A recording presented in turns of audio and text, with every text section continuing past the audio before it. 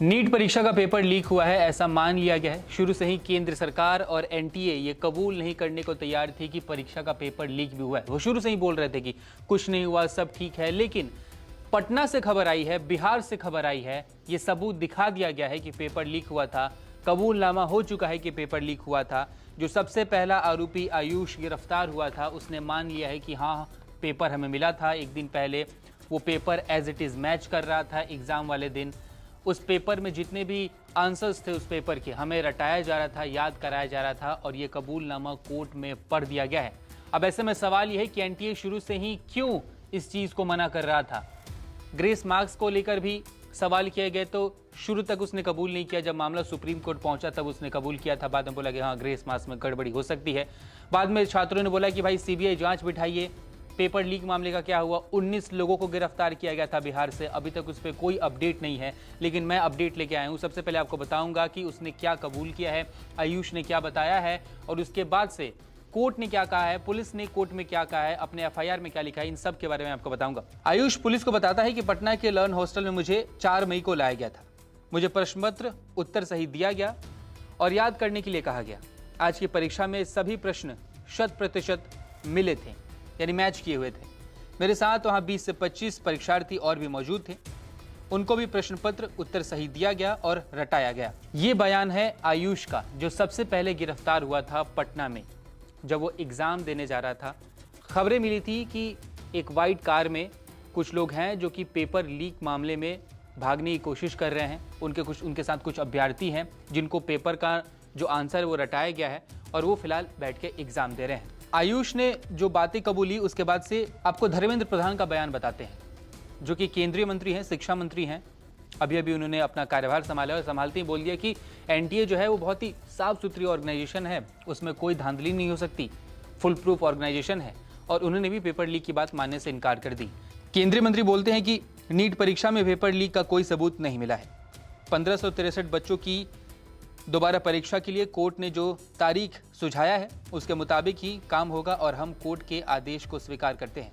NTA में भ्रष्टाचार नहीं मिला, यह बहुत विश्वसनीय निकाय है। जब शुरू से ही छात्र मांग कर रहे थे कि पटना में जो गिरफ्तारी हुई है उनका क्या हुआ, वहां से जो क्वेश्चन पेपर मिले हैं उनका क्या हुआ। बाद में खबरें आई कि उनको जला दिया गया था, उनको मैच नहीं किया जा सका। और अब खबर आ रही है कि आयुष ने यह कबूल कर लिया है कि हाँ, उनके पास आंसर शीट भी थी और उनके पास क्वेश्चन पेपर भी था। अब पटना पुलिस ने कोर्ट में क्या कहा है ये भी आपको बता देते हैं। पुलिस ने अपने बयान में बताया है कि सूचना मिलने पर बेली रोड पर पटेल भवन की तरफ से एक सफेद रंग का डस्टर गाड़ी आते दिखा।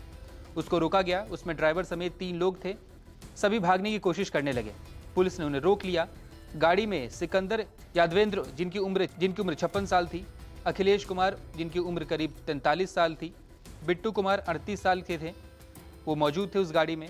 पूछताछ में इन लोगों ने बताया कि हमने नीट परीक्षा में सेटिंग की थी। पटना के अलग अलग सेंटर्स पर हमने कुछ छात्र परीक्षा दे रहे हैं। इसके लिए सेंटर संचालक संजीव सिंह, शंकी, नीतीश और अमित भानंद ने सेटिंग कराई थी। हमारे कुछ कैंडिडेट्स को वो लोग नीट की परीक्षा के प्रश्नों के उत्तर रटवाने के लिए खेमनीचक लेके गए थे। ये पूरा उन्होंने कबूल किया।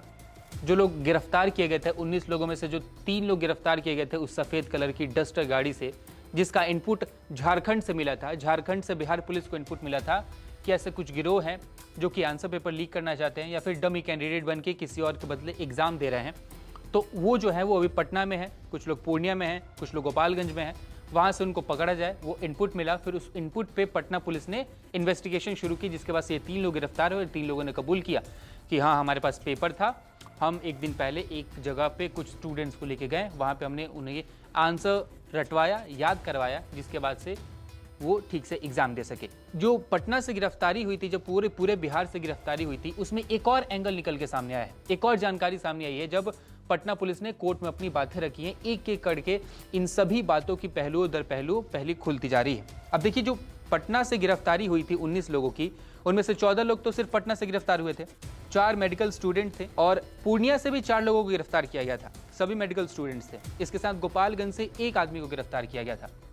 जो पूर्णिया से लोग गिरफ्तार किए गए थे, जो लोग पटना से गिरफ्तार किए गए थे, और जो एक आदमी गोपालगंज से गिरफ्तार किया गया था, उन सब का कनेक्शन राजस्थान से है। कुछ लोगों का राजस्थान से है, कुछ लोग बिहार के अलग अलग जिलों से हैं, एक डमी कैंडिडेट महाराष्ट्र का भी है। अब मैं राजस्थान कनेक्शन क्यों बता रहा हूं?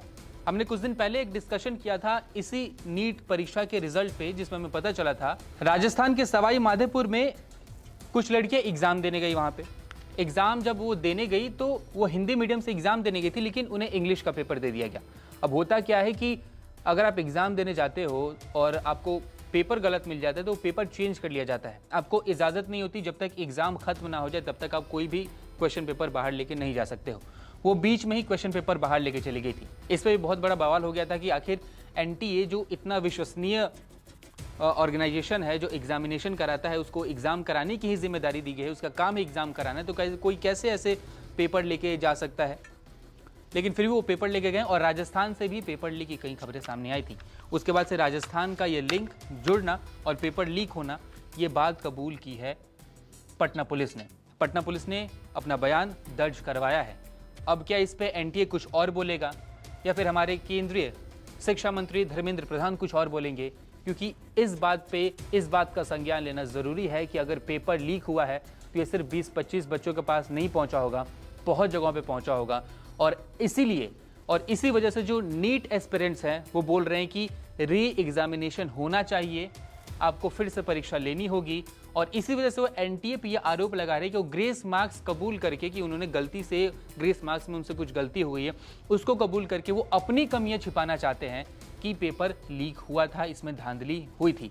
अब देखते हैं इस पे अगला अपडेट क्या आता है। जैसे ही कोई अपडेट आएगा हम आप तक जरूर पहुंचाएंगे।